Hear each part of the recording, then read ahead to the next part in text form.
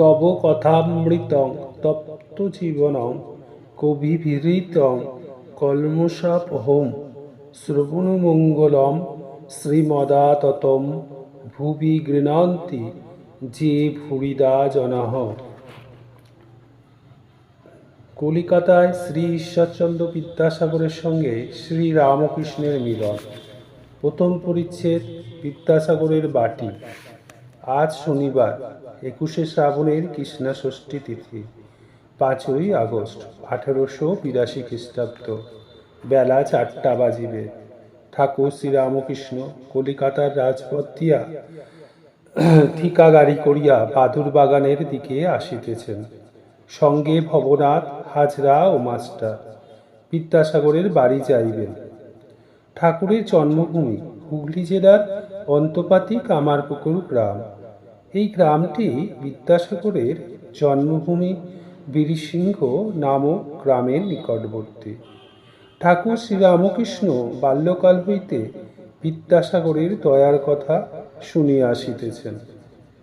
দক্ষিণেশ্বরের কালীবাড়িতে থাকিতে থাকিতে তাহার পাণ্ডিত্য ও দয়ার কথা প্রায় শুনিয়া থাকেন।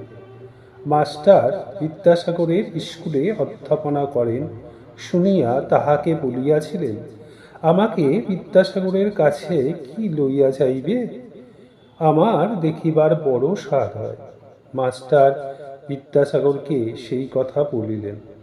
বিদ্যাসাগর আনন্দিত হইয়া তাহাকে একদিন শনিবারে 4টার সময় সঙ্গে করিয়া আনিতে বলিলেন। একবার মাত্র জিজ্ঞাসা করিলেন, কি রকম পরমহংস? তিনি কি গেরুয়া কাপড় পরে থাকেন? মাস্টার বলিয়াছিলেন, আজ্ঞা না, তিনি এক অদ্ভুত পুরুষ। লাল পেরে কাপড় পরেন, জামা পরেন, বার্নিশ করা চটি জুতা পরেন। রাসমণির কালীবাড়িতে একটি ঘরের ভিতর বাস করেন। সেই ঘরে তক্তপোষ পাতা আছে, তাহার উপর বিছানা, মশারি আছে। সেই বিছানায় শয়ন করেন। কোনো বাহ্যিক চিহ্ন নয়, তবে ঈশ্বর বই আর কিছু জানেন না। অহর্নিশ তাহারই চিন্তা করেন।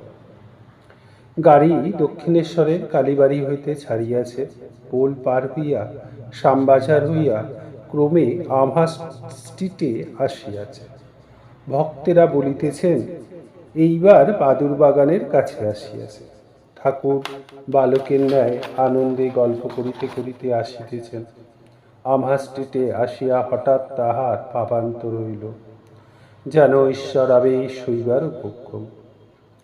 গাড়ি রামমোহন রায়ের বাগানবাটির কাছ দিয়া আসিতেছে। মাস্টার ঠাকুরের ভাবান্তর দেখেন নাই। তাড়াতাড়ি বলিতেছেন, এটি রামমোহন রায়ের বাটি। ঠাকুর বিরক্ত হইলেন, বলিলেন, এখন ওসব কথা ভালো লাগছে না। ঠাকুর ভাবাবিষ্ট হইতেছেন। বিদ্যাসাগর বাটির সম্মুখে গাড়ি দাঁড়াইল। গৃহটি দ্বিতল, ইংরেজ পছন্দ। জায়গার মাঝখানে বাটি ও জায়গার চতুর্দিকে পাঁচিল। বাড়ির পশ্চিম ধারে সদর দরজা ও ফটক। ফটকটি দ্বারের দক্ষিণ দিকে। পশ্চিমের প্রাচীর ও দ্বিতল গৃহের মধ্যবর্তী স্থানে মাঝে মাঝে পুষ্পবৃক্ষ। পশ্চিম দিকে নিচের ঘর হইয়া সিঁড়ি দিয়া উপরে উঠিতে হয়। উপরে বিদ্যাসাগর থাকেন। সিঁড়ি দিয়া উঠিয়া উত্তরে একটি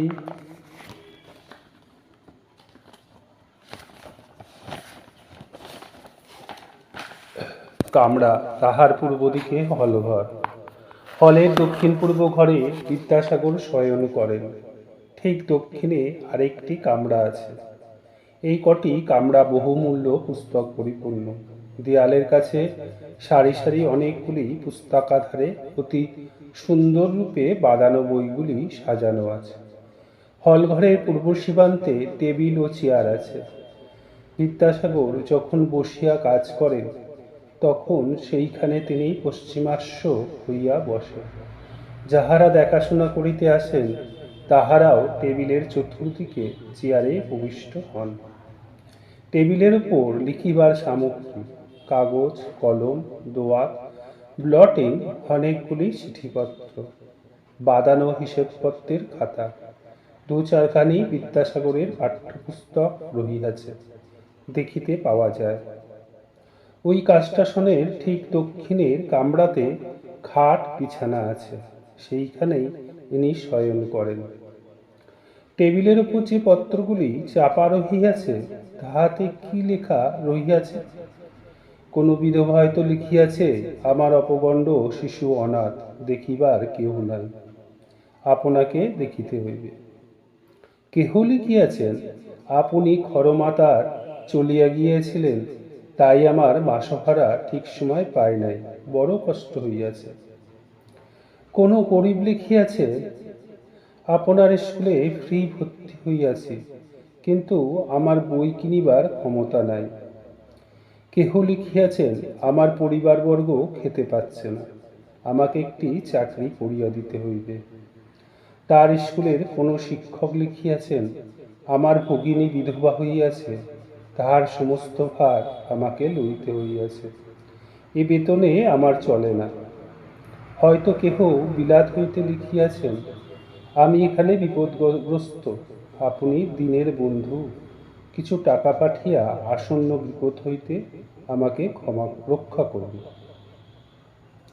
কেহ বা লিখিয়েছেন, অমুক তারিখে সালিসির দিন নির্ধারিত, আপনি সেদিন আসিয়া আমাদের বিবাদ মিটিয়া দিবেন। ঠাকুর গাড়ি হইতে অবতরণ করিলেন, মাস্টার পথ দেখিয়া বাটির মধ্যে লইয়া যাইতেছেন। উঠানে ফুল গাছ, তাহার মধ্য দিয়া আসিতে আসিতে ঠাকুর বালকের ন্যায় বোতামে হাত দিয়া মাস্টারকে জিজ্ঞাসা করিতেছেন, জামার বোতাম খোলা হয়ে রয়েছে, এতে কিছু দোষ হবে না? গায়ে একটি লং ক্লথের জামা, পরনে লাল পেরে কাপড়, তাহার আঁচলটি কাঁধে ফেলা, পায়ে বার্নিশ করা চটি জুতা। মাস্টার বলিলেন, আপনি ওর জন্য ভাববেন না, আপনার কিছুতে দোষ হবে না, আপনার বোতাম দেবার দরকার নেই। বালককে বুঝাইলে যেমন নিশ্চিন্ত হয়, ঠাকুরও তেমনই নিশ্চিন্ত হইলেন। দ্বিতীয় পরিচ্ছেদ, বিদ্যাসাগর। সিঁড়ি দিয়ে উঠিয়া একেবারে প্রথম কামরাটিতে উঠিবার পর ঠিক উত্তরের কামরাটিতে ঠাকুর ভক্ত সঙ্গে প্রবেশ করিতেছেন। বিদ্যাসাগর কামরার উত্তর পার্শ্বে দক্ষিণাস্য হইয়া বসিয়া আছে। সম্মুখে একটি চারকোনা লম্বা পালিশ করা টেবিল, টেবিলের পূর্বধারে একখানি পেছন দিকে হেলান দেওয়া বেঞ্চ, টেবিলের দক্ষিণ পার্শ্বে ও পশ্চিম পার্শ্বে কয়েকখানি চেয়ার। বিদ্যাসাগর দুই একটি বন্ধুর সহিত কথা কহিতেছিলেন। ঠাকুর প্রবেশ করিলে পর বিদ্যাসাগর দণ্ডায়মান হইয়া অভ্যর্থনা করিলেন। ঠাকুর পশ্চিমাস্য, টেবিলের পূর্ব পার্শ্বে দাঁড়িয়ে আছেন, বামহস্ত টেবিলের উপর, পশ্চাতে বেঞ্চখানি। বিদ্যাসাগরকে পূর্ব পরিচিতির ন্যায় একদৃষ্টে দেখিতেছেন ও ভাবে হাসিতেছেন। বিদ্যাসাগরের বয়স আন্দাজ ৬২-৬৩, আর ঠাকুর শ্রীরামকৃষ্ণ অপেক্ষা ১৬-১৭ বৎসর বড় হইবেন। পরনে থান কাপড়, পায়ে চটি জুতা, গায়ে একটি হাত কাটা ফ্ল্যানেলের জামা, মাথার চতুর্পার্শ্ব উড়িষ্যাবাসীদের মতো কামানো। কথা কহিবার সময় দাঁতগুলি উজ্জ্বল দেখিতে পাওয়া যায়। দাঁতগুলি সমস্ত বাঁধানো, মাথাটি খুব বড়, উন্নত ললাট ও একটু খর্বাকৃতি। ব্রাহ্মণ, তাই গলায় ববিত। বিদ্যাসাগরের অনেক গুণ। প্রথম বিদ্যানুরাগ। একদিন মাস্টারের কাছে এই বলতে বলতে সত্য সত্য কেঁদেছিলেন। আমার তো খুব ইচ্ছা ছিল যে পড়াশোনা করি, কিন্তু কই তা হলো, সংসারে পড়ে কিছুই সময় পেলাম না। দ্বিতীয়, দয়া সর্বজীবে। বিদ্যাসাগর দয়ার সাগর। বাছুরেরা মায়ের দুধ পায় না দেখিয়া নিজে কয়েক বৎসর দুধ খাওয়া বন্ধ করিয়াছিলেন। শেষে শরীর অতিশয় অসুস্থ হওয়াতে অনেক দিন পরে আবার ধরিয়াছিলেন। গাড়িতে চড়িতেন না, ঘোড়া নিজের কষ্ট বলিতে পারে না। একদিন দেখিলেন একটি মুটে কলেরা রোগে আক্রান্ত হইয়া রাস্তায় পড়িয়া আছে। কাজে ঝাঁকাটা পড়িয়া আছে। দেখিয়া নিজে কোলে করিয়া তাহাকে বাড়িতে আনিলেন ও সেবা করিতে লাগিলেন। তৃতীয়, স্বাধীনতা প্রিয়তা। কর্তৃপক্ষদের সঙ্গে একমত না হওয়াতে সংস্কৃত কলেজের প্রধান অধ্যক্ষকে প্রিন্সিপালে কাজ ছাড়িয়া দিলেন। চতুর্থ, লোক অপেক্ষা করিতেন না, একটি শিক্ষককে ভালোবাসিতেন। তাহার কন্যার বিবাহের সময় নিজে আইবুড়ো ভাতের কাপড় বগলে করে এসে উপস্থিত। পঞ্চম, মাতৃভক্তি ও মনের বল। মা বলিয়াছেন, ঈশ্বর, তুমি যদি এই বিবাহে, ভ্রাতার বিবাহে না আসো তাহলে আমার ভারী মন খারাপ হবে। তাই কলিকাতা হইতে হাঁটিয়া গেল। পথে দামোদর নদী, নৌকা নাই, সাঁতার দিয়া পার হইয়া গেলেন। সেই ভিজা কাপড়ে বিভাবরাতে বীরসিংহায় মার কাছে গিয়া উপস্থিত। বলিলেন, মা এসেছে। শ্রী রামকৃষ্ণকে বিদ্যাসাগরের পূজা ও সম্ভাষণ। ঠাকুর ভাবাবিষ্ট হইতেছেন ও কিয়ৎক্ষণ ভাবে দাঁড়িয়ে আছেন। ভাব সংবরণ করিবার জন্য মধ্যে মধ্যে বলিতেছেন, জল খাব। দেখিতে দেখিতে বাড়ির ছেলেরা ও আত্মীয় বন্ধুরা আসিয়া দাঁড়াইলেন। ঠাকুর ভাবাবিষ্ট হইয়া বেঞ্চের ওপর বসিতেছেন। একটি 17-18 বছরের ছেলে সেই বেঞ্চে বসিয়া আছে। বিদ্যাসাগরের কাছে পড়াশোনার সাহায্য প্রার্থনা করিতে আসিয়াছে। ঠাকুর ভাবাবিষ্ট, ঋষির অন্তর্দৃষ্টি, ছেলের অন্তরের ভাব সব বুঝিয়াছেন। একটু সরিয়া বসিলেন ও ভাবে বলিতেছেন, মা, এ ছেলে বড় সংসার আসক্তি, তোমার অবিদ্যার সংসার, এ অবিদ্যার ছেলে। যে ব্যক্তি ব্রহ্মবিদ্যার জন্য ব্যাকুল নয়, শুধু অর্থকরী বিদ্যা উপার্জন, তাহার পক্ষে বিড়ম্বনা মাত্র। এই কথা কি ঠাকুর বলিতেছেন? বিদ্যাসাগর ব্যস্ত হইয়া একজনকে জল আনিতে বলিলেন ও মাস্টারকে জিজ্ঞাসা করিতেছেন, কিছু খাবার আনিলে ইনি খাবেন কি? তিনি বলিলেন, আজ্ঞা, আনুন না।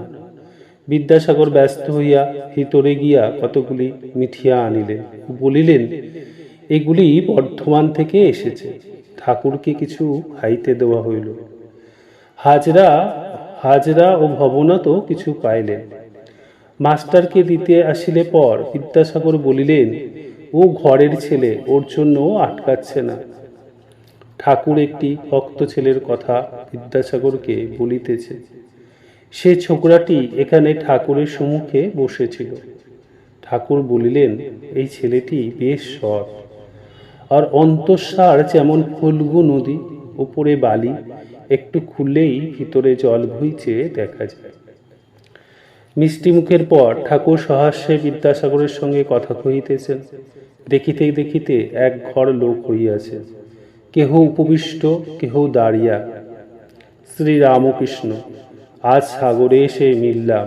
এতদিন খাল, বিল, হদ্দ, নদী দেখেছি, এইবার সাগর দেখছি। সকলের হাস্য। বিদ্যাসাগর সহাস্যে, তবে নোনা জল খানিকটা নিয়ে যান। হাস্য। শ্রী রামকৃষ্ণ, না গো, নোনা জল কেন? তুমি তো অবিদ্যার সাগর নয়, তুমি যে বিদ্যার সাগর। সকলের হাস্য। তুমি ক্ষীর সমুদ্র। সকলের হাস্য। বিদ্যাসাগর, তা বলতে পারেন বটে। বিদ্যাসাগর চুপ করিয়া রইলেন। ঠাকুর কথা কহিতেছেন।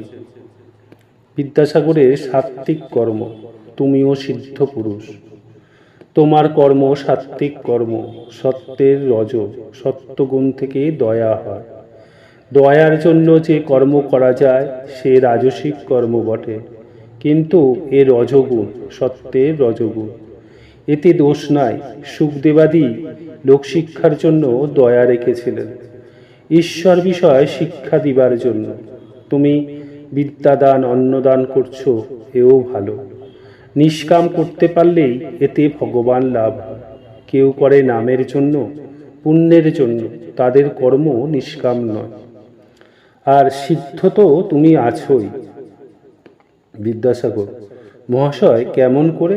শ্রীরামকৃষ্ণ সহাস্যে, আলু পটল সিদ্ধ হলে তো নরম হয়, তা তুমি তো খুব নরম, তোমার অত দয়া, হাস্য।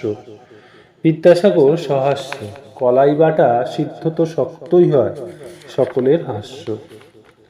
শ্রী রামকৃষ্ণ, তুমি তা নয় গো, শুধু পণ্ডিতগুলো দরকচা পড়া, না এদিক না ওদিক। শকুনি খুব উঁচুতে ওঠে, তার নজর ভাগাড়ে, যারা শুধু পণ্ডিত শুনতেই পণ্ডিত, কিন্তু তাদের কামিনী কাঞ্চনে আসক্তি। শকুনির মতো পচা মরা খুঁজছে, আসক্তি অবিদ্যার সংসারে, দয়া ভক্তি বৈরাগ্য বিদ্যার ঐশ্বর্য। বিদ্যাসাগর চুপ করিয়া শুনিতেছেন, সকলই একদৃষ্টে এই আনন্দময় পুরুষকে দর্শন ও তাহার কথামৃত পান করিতেছেন। তৃতীয় পরিচ্ছেদ, ঠাকুর শ্রীরামকৃষ্ণ, জ্ঞানযোগ বা বেদান্ত বিচার। বিদ্যাসাগর মহাপণ্ডিত। যখন সংস্কৃত কলেজে পড়িতেন তখন নিজের শ্রেণীর সর্বোৎকৃষ্ট ছাত্র ছিলেন। প্রতি পরীক্ষায় প্রথম হইতেন ও স্বর্ণক পদকাদি মেডেল বা ছাত্রবৃত্তি পাইতেন। ক্রমে সংস্কৃত কলেজের প্রধান অধ্যাপক হইয়াছিলেন। তিনি সংস্কৃত ব্যাকরণ ও সংস্কৃত কাব্যে বিশেষ পারদর্শিতা লাভ করিয়াছিলেন। অধ্যাবসায় গুণে নিজে চেষ্টা করিয়া ইংরেজি শিখিয়াছিলেন। ধর্ম বিষয়ে বিদ্যাসাগর কাহাকেও শিক্ষা দিতেন না, তিনি দর্শনাদি গ্রন্থ পড়িয়াছিলেন। মাস্টার একদিন জিজ্ঞাসা করিয়াছিলেন, আপনার হিন্দু দর্শন কিরূপ লাগে? তিনি বলিয়াছিলেন, আমার তো বোধ হয় ওরা যা বুঝতে গেছে বুঝাতে পারে নাই। হিন্দুদের ন্যায় শ্রাদ্ধাদি ধনকর্ম সমস্ত করিতেন, গলায় পবিত্র ধারণ করিতেন, বাংলায় যে সকল পত্র লিখিতেন তাহাতে শ্রী শ্রী হরিশরণম ভগবানের এই বন্দনা আগে করিতেন। মাস্টার আর একদিন তাহার মুখে শুনিয়াছিলেন, তিনি ঈশ্বর সম্বন্ধে কিরূপ ভাবেন। বিদ্যাসাগর বলিয়াছিলেন, তাকে তো জানবার জো নাই, এখন কর্তব্য কি? আমার মতে কর্তব্য আমাদের নিজেদের এরূপ হওয়া উচিত যে সকলে যদি সেরূপ হয় পৃথিবী স্বর্গ হয়ে পড়বে। প্রত্যেকের চেষ্টা করা উচিত যাতে জগতের মঙ্গল হয়। বিদ্যা ও অবিদ্যার কথা কহিতে কহিতে ঠাকুর ব্রহ্মজ্ঞানের কথা কহিতেছেন। বিদ্যাসাগর মহাপণ্ডিত, স্বরদর্শন পাঠ করিয়া দেখিয়াছেন, বুঝি ঈশ্বরের বিষয় কিছু জানা যায় না। শ্রী রামকৃষ্ণ, ব্রহ্ম বিদ্যা ও অবিদ্যার পার, তিনি মায়া অতীত। ব্রহ্ম নিলিপ্ত, জীবের সম্বন্ধে দুঃখাদি। এই জগতে বিদ্যা মায়া অবিদ্যা মায়া দুই আছে, জ্ঞান ভক্তি আছে, আবার কামিনী কাঞ্চনও আছে, সৎ আছে অসৎও আছে, ভালোও আছে আবার মন্দও আছে, কিন্তু ব্রহ্ম নির্লিপ্ত। ভালো মন্দ জীবের পক্ষে, সৎ অসৎ জীবের পক্ষে, তারতে কিছু হয় না। যেমন প্রদীপের সম্মুখে কেউ বা ভাগবত পড়ছে, কেউ বা জাল করছে, প্রদীপ নির্লিপ্ত। সূর্য শিষ্টের ওপর আলো দিচ্ছে, আবার দুষ্টের ওপরও দিচ্ছে। যদি বলো দুঃখ পাপ অশান্তি এ সকল তবে কি, তার উত্তর এই যে ওসব জীবের পক্ষে, ব্রহ্ম নির্লিপ্ত। সাপের ভিতর বিষ আছে, অন্যকে কামড়ালে মরে যায়, সাপের কিন্তু কিছু হয় না। ব্রহ্ম অনির্বাচনীয় অবপ্রদেশ্যম। ব্রহ্ম যে কি মুখে বলা যায় না, সব জিনিস উচ্ছিষ্ট হয়ে গেছে। বেদ পুরাণ তন্ত্র স্বরদর্শন সব এটো হয়ে গেছে, মুখে পড়া হয়েছে, মুখে উচ্চারণ হয়েছে, তাই এটো হয়েছে। কিন্তু একটি জিনিস কেবল উচ্ছিষ্ট হয় নাই, সে জিনিসটি ব্রহ্ম। ব্রহ্ম যে কি আজ পর্যন্ত কেহ মুখে বলতে পারে নাই। বিদ্যাসাগর বন্ধুদের প্রতি, বা এটি তো বেশ কথা, আজ একটি নতুন কথা শিখলাম। শ্রী রামকৃষ্ণ, এক বাপের দুটি ছেলে। ব্রহ্মবিদ্যা শিখবার জন্য ছেলে দুটিকে বাপ আচার্যের হাতে দিলেন। কয়েক বৎসর পরে তারা গুরুগৃহ থেকে ফিরে এলো, এসে বাপকে প্রণাম করল। বাপের ইচ্ছা দেখেন এদের ব্রহ্মজ্ঞান কিরূপ হয়েছে। বড় ছেলেকে জিজ্ঞাসা করলেন, বাপ তুমি তো সব পড়েছ, ব্রহ্ম কিরূপ বলো দেখি। বড় ছেলেটি বেদ থেকে নানান শ্লোক বলে বলে ব্রহ্মের স্বরূপ বুঝাতে লাগলো। বাপ চুপ করে রইলেন। যখন ছোট ছেলেকে জিজ্ঞাসা করলেন, সে হেঁট মুখে চুপ করে রইল, মুখে কোনো কথা নাই। বাপ তখন প্রসন্ন হয়ে ছোট ছেলেকে বললেন, বাপু, তুমি একটু বুঝেছ, ব্রহ্ম যে কি মুখে বলা যায় না। মানুষ মনে করে আমরা তাকে জেনে ফেলেছি। একটা পিঁপড়ে চিনির পাহাড়ে গেছিল, এক দানা খেয়ে পেট ভরে গেল, আর এক দানা মুখে করে বাসায় যেতে লাগলো। যাবার সময় ভাবছে, এবার এসে সব পাহাড়টি লয়ে যাব। ক্ষুদ্র জীবেরা এই সব মনে করে, জানে না ব্রহ্ম বাক্য মনের অতীত। যে যত বড়ই হোক না কেন, তাকে কি জানবে? সুখ দেবাদি না হয় দেও পিঁপড়ে, চিনি 8-10টা দানা না হয় মুখে করো। ব্রহ্ম সচিদানন্দ স্বরূপ, নির্বিকল্প সমাধি ও ব্রহ্ম জ্ঞান। তবে বেদে পুরাণে যা বলেছে সে কিরকম বলা জানো? একজন সাগর দেখে এলে কেউ যদি জিজ্ঞাসা করে, কেমন দেখলে? সে লোক মুখ হাঁ করে বলে, ও কি দেখলুম, কি হিল্লোল কল্লোল। ব্রহ্মের কথাও সেই রকম। বেদে আছে তিনি আনন্দ স্বরূপ, সচিদানন্দ। সুখদেবাদিদি এই ব্রহ্মসাগর তটে দাঁড়িয়ে দর্শন পর্শন করেছিলেন। এক মতে আছে তারা এই সাগরে নামেন নাই। এই সাগরে নামলে আর ফিরবার জো নয়। সমাধিস্থ হলে ব্রহ্মজ্ঞান হয়, ব্রহ্মদর্শন হয়। সে অবস্থায় বিচার একেবারে বন্ধ হয়ে যায়, মানুষ চুপ হয়ে যায়। ব্রহ্ম কি বস্তু মুখে বলবার শক্তি থাকে না। লুনের ছবি লবণ পুত্তলিকা সমুদ্র মাপতে গেছিল, সকলের হাস্য। কত গভীর জল, তাই খপ্পড় দেবে। খপ্পড় দেওয়ার হলো না, যাই নামা অমনি গলে যাওয়া। কে আর খপ্পড় দিবে? একজন প্রশ্ন করিলেন, সমাধিস্থ ব্যক্তি যাহার ব্রহ্মজ্ঞান হয়েছে, তিনি কি আর কথা কন না? শ্রীরামকৃষ্ণ বিদ্যাসাগরদার প্রতি। শঙ্করাচার্য লোকশিক্ষার জন্য বিদ্যার আমি রেখেছিলেন। ব্রহ্মদর্শন হলে মানুষ চুপ হয়ে যায়। যতক্ষণ দর্শন না হয় ততক্ষণই বিচার। ঘি কাঁচা যতক্ষণ থাকে ততক্ষণই কলকলানি। পাকা ঘি কোনো শব্দ থাকে না। কিন্তু যখন পাকা ঘি আবার কাঁচা লুচি পড়ে, তখন আর একবার ছ্যাক কলকল করে। যখন কাঁচা লুচিকে পাকা করে, তখন আবার চুপ হয়ে যায়। তেমনি সমাধিস্থ পুরুষ লোকশিক্ষা দিবার জন্য আবার নেমে আসে, আবার কথা কয়। যতক্ষণ মৌমাছি ফুলে না বসে ততক্ষণ ভন ভন করে। ফুলে বসে মধুপান করতে আরম্ভ করলে চুপ হয়ে যায়। মধুপান করবার পর মাতাল হয়ে আবার কখন কখন গুনগুন করে। পুকুরের কলসিতে জল ভরবার সময় ভক ভক শব্দ হয়, পূর্ণ হয়ে গেলে আর শব্দ হয় না, সকলের হাস্য। তবে আর এক কলসিতে যদি ঢালাঢালি হয়, তাহলে আবার শব্দ হয়, হাস্য।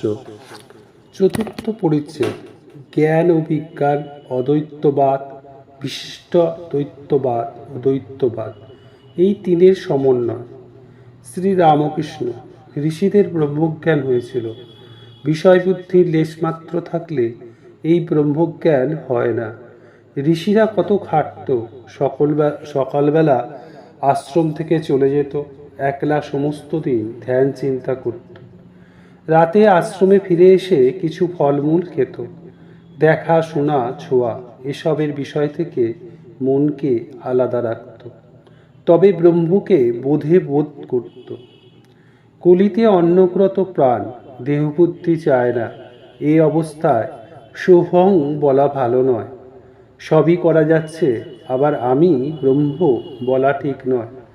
যারা বিষয় ত্যাগ করতে পারে না, যাদের আমি কোনো মতে যাচ্ছে না, তাদের আমি দাস আমি ভক্ত এ অভিমান ভালো। ভক্তিপথে থাকলেও তাকে পাওয়া যায়। জ্ঞানী নেতি নেতি করে, বিষয়বুদ্ধি ত্যাগ করে, তবে ব্রহ্মকে জানতে পারে। যেমন সিঁড়ির ধাপ ছাড়িয়ে ছাড়িয়ে ছাদে পৌঁছানো যায়। কিন্তু বিজ্ঞানী, যিনি বিশেষ রূপে তার সঙ্গে আলাপ করেন, তিনি আরও কিছু দর্শন করেন। তিনি দেখেন ছাদ যে জিনিসে তৈয়ারি, সেই ইট চুন সুরকিতেই সিঁড়িও তৈয়ারি। নেতি নেতি করে যাকে ব্রহ্ম বলে বোধ হয়েছে, তিনিই জীবজগৎ হয়েছেন। বিজ্ঞানী দেখে যিনি নির্গুণ, তিনিই সগুণ। ছাদে অনেকক্ষণ লোক থাকতে পারে না, আবার নেমে আসে। যারা সমাধিস্থ হয়ে ব্রহ্মদর্শন করেছেন, তারাও নেমে এসে দেখেন যে জীবজগৎ তিনিই হয়েছেন। সা রে গা মা পা ধা নি, নিতে অনেকক্ষণ থাকা যায় না, আমি যায় না। তখন দেখে তিনিই আমি, তিনিই জীবজগৎ সব। এরই নাম বিজ্ঞান। জ্ঞানীর পথ পথ, জ্ঞান ভক্তির পথ পথ, আবার ভক্তির পথ পথ। জ্ঞানযোগ সত্য, ভক্তি পথ সত্য। সব পথ দিয়ে তার কাছে যাওয়া যায়। তিনি যতক্ষণ আমি রেখে দেন, ততক্ষণ ভক্তিপথেই সোজা। বিজ্ঞানী দেখে ব্রহ্ম অটল, নিষ্ক্রিয় সুমেরু পথ। এই জগৎ সংসার তার শত রজ তম তিন গুণে হয়েছে, তিনি নির্লিপ্ত। বিজ্ঞানী দেখে যিনি ব্রহ্ম তিনি ভগবান, যিনি গুণাতীত তিনি সর্বৈশ্বর্যপূর্ণ ভগবান। এই জীবজগৎ, মনোবুদ্ধি, ভক্তি, বৈরাগ্য, জ্ঞান, এসব তার ঐশ্বর্য। সহাস্যে যে বাবুর ঘর দ্বার নাই, হয়তো বিকিয়ে গেল, সে বাবু কিসের বাবু? সকলের হাস্য। ঈশ্বর সর্বৈশ্বর্যপূর্ণ, সে ব্যক্তির যদি ঐশ্বর্য না থাকত, তাহলে কে মানত? সকলের হাস্য। বিভুরূপে এক, কিন্তু শক্তি বিশেষ। দেখো না, এই জগৎ কি চমৎকার! কত রকম জিনিস, চন্দ্র সূর্য নক্ষত্র, কত রকম জীব, বড় ছোট, ভালো মন্দ, কারোর বেশি শক্তি, কারোর কম শক্তি। বিদ্যাসাগর, তিনি কি কারুকে বেশি শক্তি, কারুকে কম শক্তি দিয়েছেন? শ্রীরামকৃষ্ণ, তিনি বিভুরূপে সর্বভূতে আছেন, পিঁপড়েতে পর্যন্ত, কিন্তু শক্তি বিশেষ। তা না হলে একজন লোকে দর্শনকে হারিয়ে দেয়, আবার কেউ একজনের কাছ থেকে পালায়। আর তা না হলে তোমাকেই বা সবাই মানে কেন? তোমার কি শিং বেরিয়েছে দুটো? হাস্য, তোমার দয়া, তোমার বিদ্যা আছে অন্যের চেয়ে, তাই তোমাকে লোকে মানে। দেখতে আসে তুমি এ কথা মানো কি না। বিদ্যাসাগর মৃদু মৃদু হাসিতেছেন। শুধু পাণ্ডিত্য, পুঁথিগত বিদ্যা অসার, ভক্তি সার। শ্রীরামকৃষ্ণ, শুধু পাণ্ডিত্যে কিছু নাই, তাকে পাবার উপায়, তাকে জানবার জন্যই বই পড়া। একটি সাধুর পুঁথিতে কি আছে একজন জিজ্ঞাসা করলে, সাধু খুলে দেখালে পাতায় পাতায় ওম রাম লেখা রয়েছে, আর কিছুই লেখা নাই। গীতার অর্থ কি? 10 বার বললে যা হয়।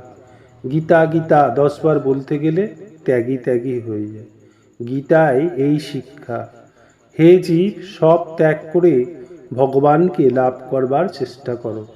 সাধুই হোক, সংসারই হোক, মন থেকে সব আসক্তি ত্যাগ করতে হয়। চৈতন্যদেব যখন দক্ষিণে তীর্থভ্রমণ করেছিলেন, দেখলেন একজন গীতা পড়ছে, আর একজন একটু দূরে বসে শুনছে আর কাঁদছে, কেঁদে চোখ ভেসে যাচ্ছে। চৈতন্যদেব জিজ্ঞাসা করলেন, তুমি এসব বুঝতে পারছো? সে বললে, ঠাকুর, আমি শ্লোক এসব কিছু বুঝতে পারছি না। তিনি জিজ্ঞাসা করলেন, তবে কেন কাঁদছো? ভক্তটি বললে, আমি দেখছি অর্জুনের রথ, আর তার সামনে ঠাকুর আর অর্জুন কথা করছেন, তাই দেখে আমি কাঁদছি। ওম নমঃ শ্রী ভগবতে রামকৃষ্ণায় নমঃ।